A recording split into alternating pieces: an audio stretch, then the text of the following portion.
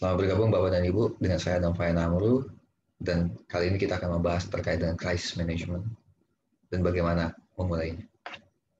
Pada kesempatan ini ada beberapa topik yang akan saya bicarakan. Yang paling fundamental dan paling dasar tentunya adalah apa itu yang disebut dengan crisis management. Kemudian seberapa pentingnya crisis management dan krisis-krisis apa yang terjadi di dunia dalam kurun waktu kurang lebih 30 tahun terakhir. Kemudian kita akan membahas sejarah yang ringkas dari crisis management itu sendiri, bagaimana dia bisa muncul dan berkembang hingga saat ini dibutuhkan oleh banyak perusahaan. Kemudian kita akan kembali ke topik utama, di mana bagaimana kita seharusnya memulai untuk mempersiapkan diri dalam mengimplementasikan crisis management di dalam perusahaan kita. Dan kira-kira kualitas seperti apa yang dibutuhkan bagi manajemen krisis dan pelaku dari manajemen krisis tersebut. Pertama-tama, apa yang disebut dengan crisis management? Crisis management adalah sebuah proses. Kalau kita lihat dari definisinya yang dituliskan dari sumber Bandi, Jonathan, dan Ferrer di tahun 2017 beserta rekan-rekannya. Crisis management adalah sebuah proses. Penting untuk kita garis bawahi, itu adalah sebuah proses di mana organisasi menangani sesuatu yang unexpected atau yang tidak disangka-sangka dan disruptif atau mengganggu ya, yang mengancam untuk mencederai organisasi dan stakeholders-nya atau pemangku kepentingannya. Jadi yang kita lihat di sini adalah krisis dapat berupa ancaman yang berupa physical, financial, dan lain sebagainya. Kemudian kita lanjut. Seberapa pentingnya crisis management? Kata kunci dari seberapa pentingnya crisis management yang dituliskan oleh Osborne pada tahun 2007 adalah how much does the organization stand to lose? Seberapa banyak kita siap untuk kehilangan? Itu adalah kata-kata kunci untuk menggambarkan seberapa pentingnya crisis management. Jika kita tidak siap untuk kehilangan segala-galanya di dalam perusahaan kita, tentu crisis management akan sangat membantu.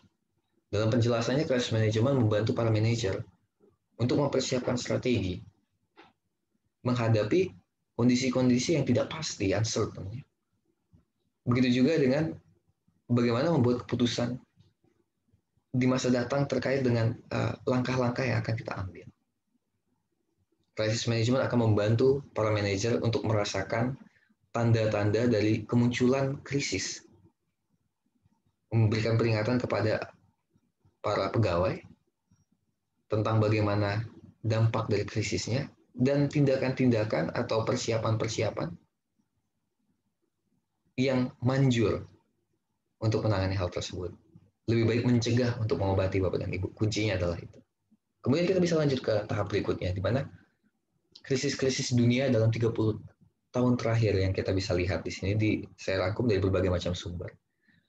Setidaknya ada 9, walaupun beberapa memang saya kategorikan terpisah dari mana kategori seharusnya, hanya untuk memberikan penekanan betapa pentingnya crisis management.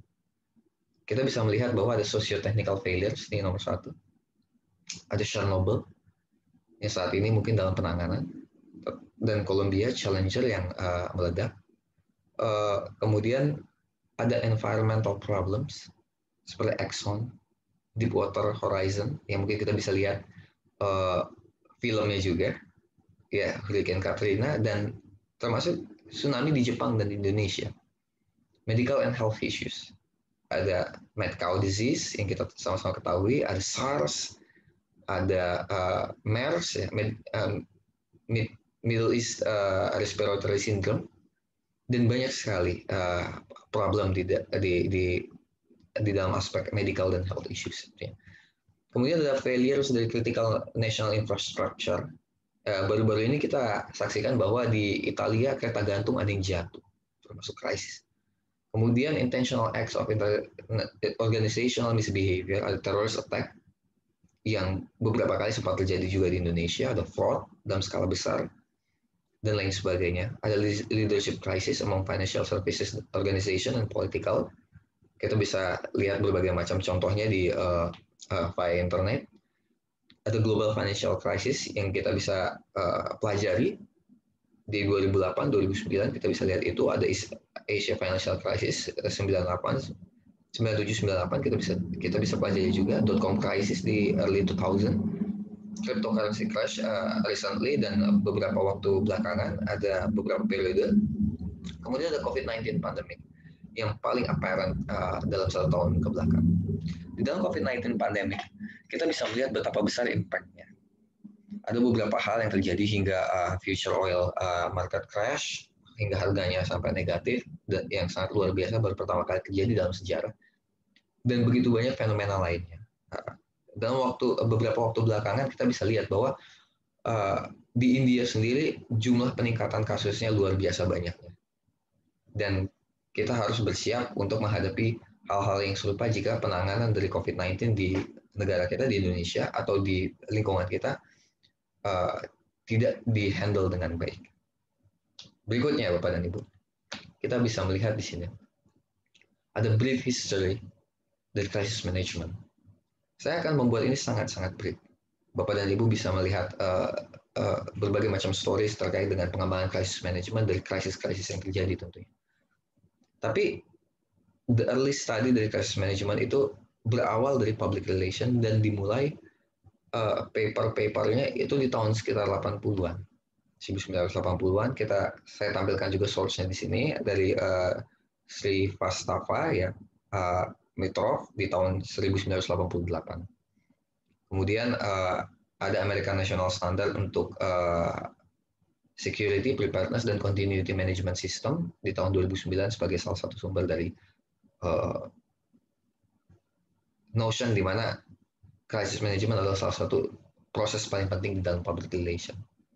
Selanjutnya, Bapak dan Ibu, bagaimana jadinya kita memulai untuk menerapkan atau mulai pelan-pelan mengimplementasikan dari crisis management di perusahaan kita?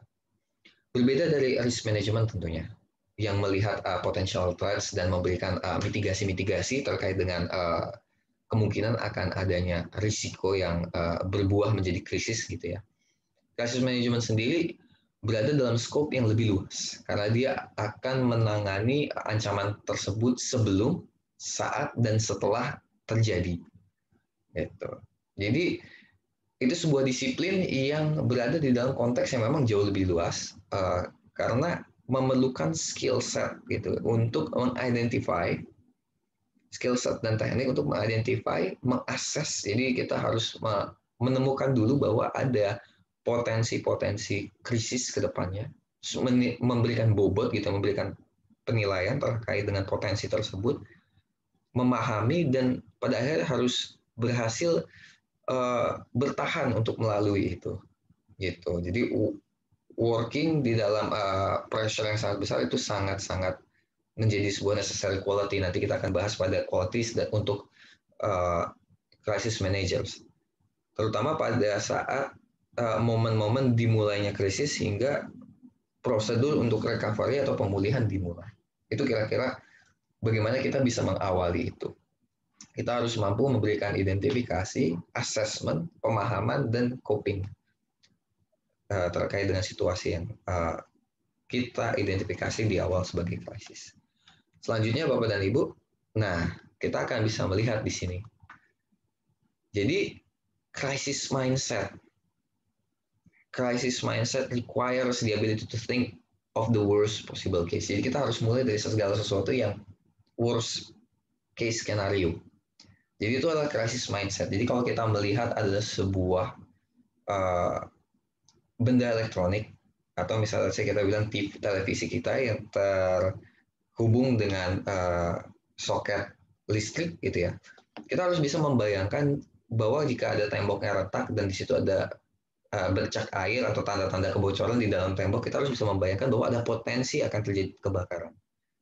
Dari worst case skenario tersebut, kita akan berhasil mengidentifikasi risiko-risiko yang akan muncul, menciptakan mitigasinya, juga berikut dengan assessment terkait dengan krisis tersebut, gitu. Apakah kita siap kehilangan rumah kita beserta isinya hanya karena kita terlambat memitigasi itu? Tentu tidak gitu. Jadi requires the ability to think of the worst case scenario. Itu penting sekali di dalam mindset dari crisis managers ya. Kemudian Tentu trial dan error. Trial dan error ini adalah sebuah disiplin yang dinyatakan diterima Bapak dan Ibu dalam praktiknya, karena tidak selalu krisis itu kita bahasanya predictable gitu ya. Ada memang yang tipikalnya dalam tanda petik black swan. Black swan itu adalah sebuah kasus di mana ketika itu masyarakat menganggap bahwa angsa itu seluruhnya berwarna putih karena semua angsa yang ada memang berwarna putih. Hingga ketika salah satu dari anggota masyarakat menemukan bahwa di daerah Australia ada angsa berwarna hitam. Jadi disebut dengan black swan. Jadi problem itu sebelumnya belum pernah muncul. Jadi catatan terkait learning akan problem tersebut belum muncul. Nah, kita bisa lihat itu di pandemi COVID-19. Sebelumnya belum ada pandemi sebesar ini sejak Spanish flu, dan tentunya COVID-19 sebelumnya belum pernah ada gitu. Jadi penemuan vaksin memerlukan waktu, penciptaan vaksin sendiri memerlukan waktu yang cukup lama gitu ya. Walaupun tergolong singkat, tapi dia tetap memerlukan waktu untuk memproduksi vaksinnya. Jadi itu tipikal black swan gitu ya problemnya, karena krisis dan kita kategorinya sudah masuk ke disaster gitu ya. Itu skalanya global dan tidak ada perusahaan yang benar-benar bisa memprediksi bahwa akan terjadi COVID-19 di tanggal 31 Desember 2019 yang pada akhirnya akan muncul dan besar di kuartal pertama di 2020 gitu, dan pada akhirnya mendisrupt ekonomi seluruh dunia. Jadi kita perlu memaintain daftar dari contingency plan tentunya, dan always alert terkait dengan potensi-potensi krisis tadi. Jadi radar kita terkait dengan identifikasi problem itu harus selalu nyala, itu harus selalu on. Begitu juga dengan bagaimana kita selalu melihat segala sesuatu dimulai dari worst case skenario-nya. Sebelum pada akhirnya kita juga bisa melakukan balancing terkait dengan bagaimana potensi dan lain sebagainya. Tapi di setiap perusahaan crisis mindset itu perlu ada. Individual, organisasi seharusnya memiliki persiapan dengan perencanaan respons yang cepat terkait dengan emergensi atau kedaruratan yang mungkin terjadi. Dan itu memerlukan analisis tentunya, drills itu percobaan dadakan gitu ya. Seperti fire drill kalau di Bapak dan Ibu mungkin biasa di kantor ketika work from office gitu ya. Dan exercise, jadi ada pelatihan-pelatihan, jadi drills-nya ini seiring waktu akan jauh lebih efektif, dan pada akhirnya ketika krisis terjadi sebanyak mungkin risiko mismanagement gitu bisa kita minimalisir. Kurang lebih seperti itu Bapak dan Ibu sebagai pengantar saya terkait dengan crisis management dan how and where to begin gitu ya. Terima kasih banyak atas perhatiannya. Sampai jumpa kembali bersama saya Adam Fahena Amru di Lembaga Manajemen Fakultas Ekonomi dan Bisnis Universitas Indonesia. Terima kasih.